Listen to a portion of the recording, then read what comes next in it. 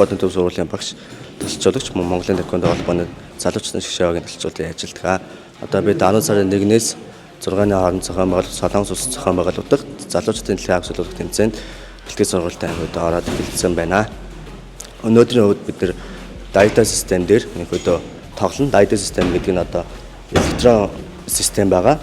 Өнөөдөө тэмцээн яг энэ системээр явагдана. Бид бол бэлтгэл сургуульд ихэр хийсэн тэрийг нэгөөдөө тестлээд энэ систем дээр нэгөөдөө оноомоо сайн гарч ийн үгүй юу гэдэг зүйлийг тэмцэнээс өмнө мэдэрх юм бол нэгөөдөө тамирчид бас илүү туршлагатай болж амжилтыг нэгөөдөө гаргах хамгийн энгийн жишээ болдог байгаа. Тэгэхээр энэ систем дээр хамгийн сайн нэгөөдөө ажиллах нь бол тамирчин багш тасалжуулагчийн хувьд л нэгөөдөө яаж оноо гарч ийн яаж оноо гарахгүй байна энэ ингэж их юм бол энэ оноо гарч ийн гэдэг тийм жишээтэйгээр нэгөөдөө бэлтгэл сургуулийн өнөөдрийн бэлтгэл сургуулийн нэгөөдөө орж эхлэж байна.